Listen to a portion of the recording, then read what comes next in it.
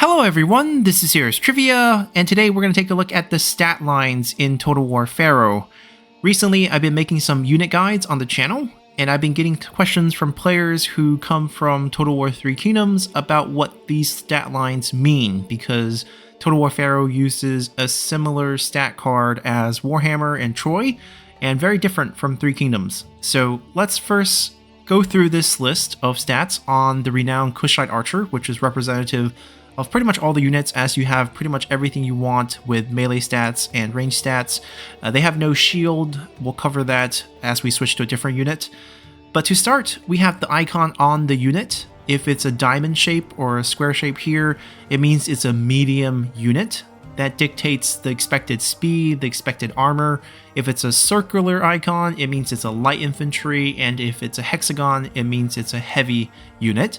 And if you see a double diamond or a double circle or a double hexagon, it just means it's an elite version of a medium unit here. Then moving down, we can see the weapon that it has, the name, some short descriptions, and then we have upkeep costs, the tier of the unit, which usually relates to the tier of the building where you can recruit this unit, how many unit count you have in each unit of the renowned Kushite archers. Here we get 90. This number will change between different unit. Infantry and melee typically have 120, and all these are on ultra unit size, which is a graphics setting. You can go to extreme and that increase these values, or you can go smaller depending on your GPU. Then we have total health, which you can divide to figure out how much health you have on each model of the unit. Then we have our armor setting. Now, how armor work in the game is that it's a percentage decrease of whatever base damage you're getting hit. If it's an armor piercing damage, that's obviously going to bypass your armor. Now, for Total War Pharaoh, different from every single Total War game before it, there is a new armor quality rating. So for example, here we have a good quality armor. There are 4 such ratings in the game, going from poor to average to good to excellent, I believe, and each has a corresponding value that units can hit and destroy to render your armor value useless in the course of one battle. It will reset for the next battle. It becomes sort of this expendable resource in any given battle, and obviously the higher rating, for example, good here, you might have a number that's 1,500 as your armor quality. An infantry unit with, say, armor breaker trait, for each hit, they're going to remove 6 points of that. If you don't have armor breaker, you're removing 3 points of that. Range damage, remove 1 point of that. So eventually, your total armor value is going to degrade through the course of a battle. You'll see an icon on the battlefield with different colors for the armor, starting with green, going to orange, going to red, which is when it's all broken, and you basically have less and less armor during the course of a battle.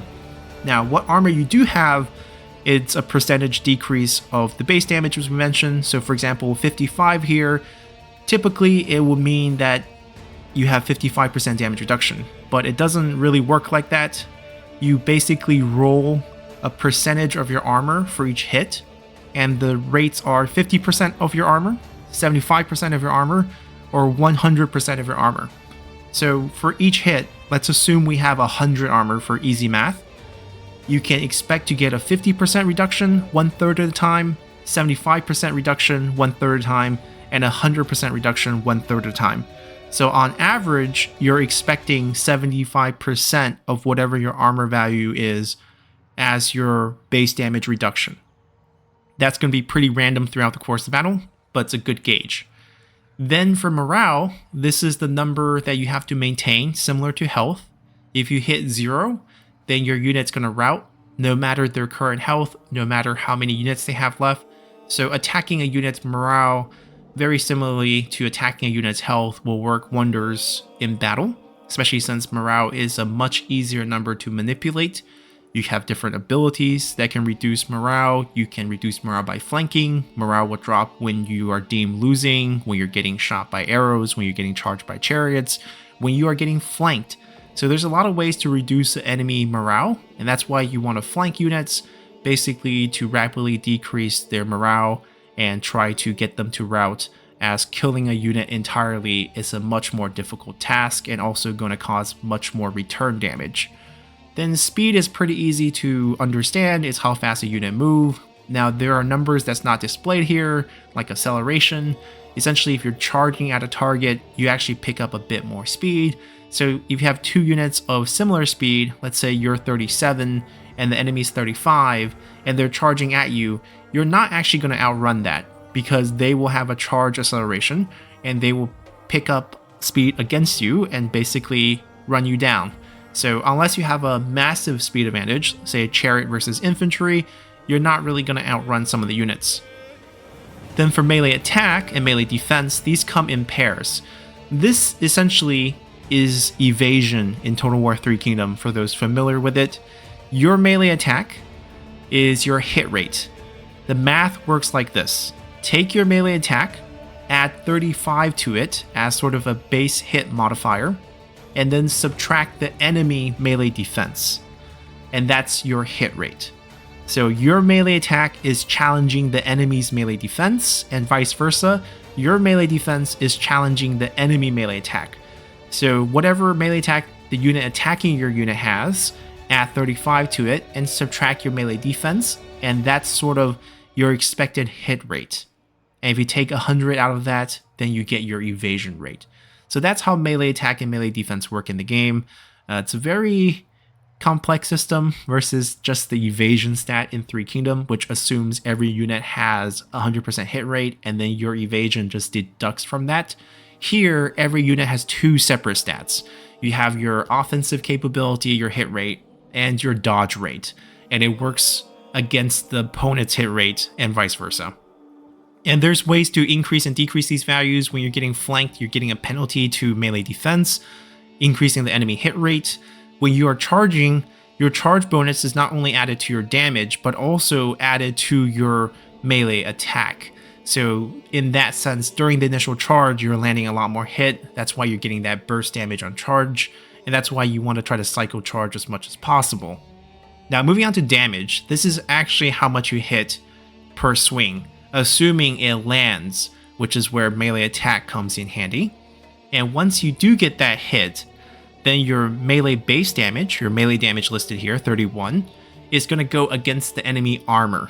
So whatever armor value they have, they will have a 1/3 chance roll for 50%, 75%, 100%, and that's deducted from your melee damage. So in this case, let's say we're hitting a unit with 50 armor, and they rolled 100%. Then 15.5 of your melee damage is going away. That damage is not going to land. It's absorbed by their armor. All your armor piercing damage is going to go through. So you're getting 18 armor piercing added to that. So you're dealing 33.5 damage on that swing that they've rolled 100% armor. So each hit's going to deal slightly different damage depending on what the armor roll is. And the bonus versus shield here, as with bonus versus large, which also exists in the game. So if you're attacking a shielded unit, you're getting 4 extra damage, and this damage is going to be split in the same ratio as your current base and armor piercing damage. So right now, if we just rough and look at it, it's about a 2-to-1 ratio, a little less than that. So you can expect to see maybe 2.4 damage going to melee, and then 1.6 damage going to armor piercing. So it's essentially split evenly on your melee damage and your armor piercing damage. In addition to that, the 4 points against shield is also added to your melee attack. So you can have a better hit rate versus unit with shield. And that's the important part about this bonus. The damage is not always so great, but increasing your hit rate against that type of unit is what gives you more damage against those units. Then for charge bonus, we already mentioned it. This number works exactly like the bonus damage here. It's going to get added entirely to your melee attack for the duration of the charge. It will decrease during that duration. Your charge damage at the beginning is the full 20, and it's actually going to wear off during the duration of the charge, which I think it's less than 10 seconds. And then the 20 is also going to be split for your damage in the same way that you have the ratio of the 4 points going towards base and armor piercing, the ratio of the 20 points in the same ratio of your initial weapon type is also going to be added to your damage here. Then for range stats, it's going to work much easier.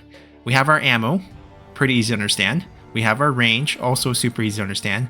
Then for missile damage, you have base missile damage, you have armor piercing missile damage. And that interaction will only deal with armor. There's no melee attack and melee defense for range damage, which is why when you have an enemy that's really strong, very elite, very high melee defense, where your units just can't land hits, range is how you kill them. Of course, we have accuracy stat, which is just a magical number rating of how accurate your arrows will strike the enemy unit. The higher, the better. There's no mathematical way to quantify this. This is just a figure that the game has implemented. And then reload time is how fast you can get your second volley up. In addition to this, we have units with shield. So for example, if we look at a Kushite Spearman, you have a shield that will block a certain percentage of missile fire hitting it from the front. Now, range block chance is only from the front. If you're on the side, if your back is facing the enemy range units, then this goes away. Essentially, this factors in after the accuracy stat. So if a range unit hits you and they roll their accuracy, how many arrow hits your unit, and then 65% of those from the front will get erased because you have this shield here. That's how range block chance work. Pretty straightforward, and that pretty much sums up all the unit stats that you will see in the game. So hopefully this provides a clear understanding of how units work in Total War Pharaoh, and hopefully this makes the guides for the units much more clear. So just a quick supplementary guide here for those who are unfamiliar with concept like melee attack and melee defense, as I got quite a few questions over this from different subscribers in the past days. Of course, if you're a veteran from Warhammer, you should know all this already, and if you didn't, well, subscribe and stay tuned for other guides on the channel, and I'll see you all next time. Bye!